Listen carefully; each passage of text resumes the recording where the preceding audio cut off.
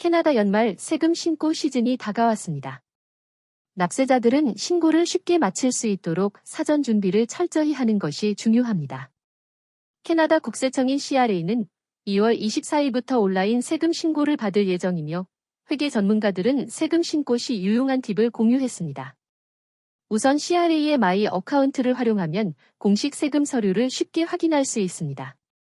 그러나 기부금 영수증이나 의료비 같은 공제 항목은 CRA 웹사이트에서 자동으로 제공되지 않으므로 개인적으로 보관해야 합니다. 세금 전문가 제리 비토라토스는 세금 신고를 원활하게 하려면 문서 정리가 가장 중요하다며 세금 관련 서류를 매년 따로 보관해 신고 시즌이 오면 필요한 서류만 선별하면 된다고 설명했습니다. 세금 신고 시 흔히 하는 실수와 예방법에 대해 알아보겠습니다. 납세자들이 가장 많이 저지르는 실수는 공제 신청 누락입니다.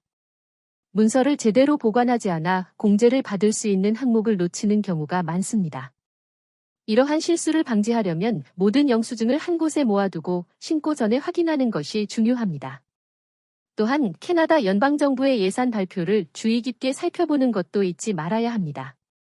정부는 종종 새로운 세금 공제 혜택을 도입하는데 이를 알지 못하면 신청 기회를 놓칠 수 있습니다. 과거 대중교통 이용자를 위한 세금 공제를 특정 연도 말까지 제공한다고 발표했으나 많은 사람들이 이를 몰랐습니다. 또한 기부금 세액공제 신청 마감일이 연장됐다는 점도 주목해야 합니다. 정부 발표에 따르면 2025년 2월 20일까지의 기부금은 2024년 세금 신고 시 공제받을 수 있습니다. 연방정부의 은퇴자금 준비를 장려하기 위한 프로그램인 RRSP와 비과세 저축계좌인 TFSA의 기여 한도 정보를 정확히 파악하는 것도 중요합니다.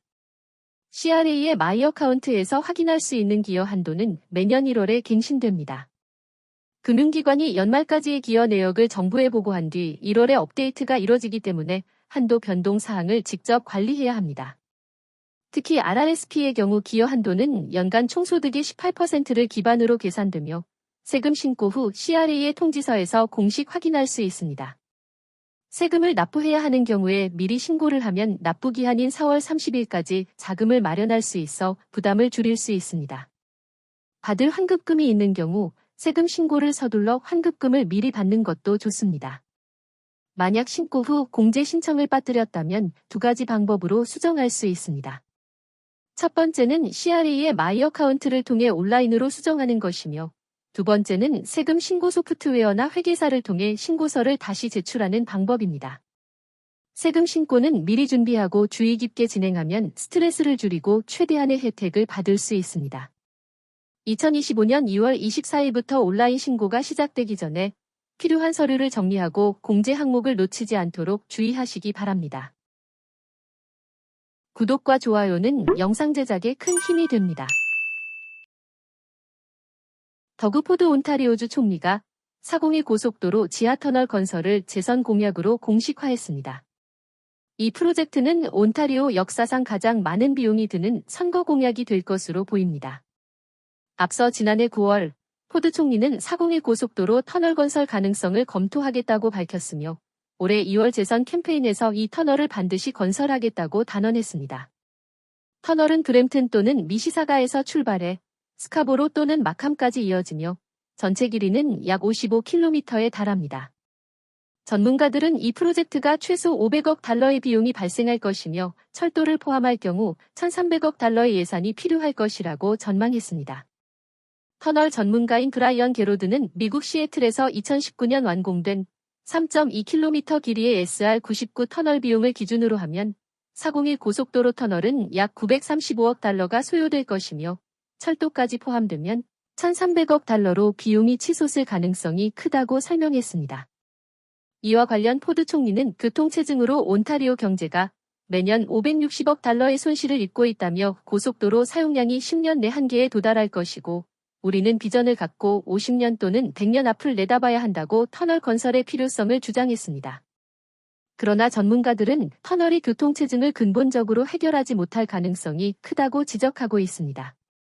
토론토 대학교 이동 네트워크 스티븐 파버 교수는 고속도로 확장이 아닌 차량 이동 수요를 줄이는 것이 교통체증 해결의 핵심이라며 터널 건설이 아니라 도시 계획부터 제대로 해야 한다고 비판했습니다.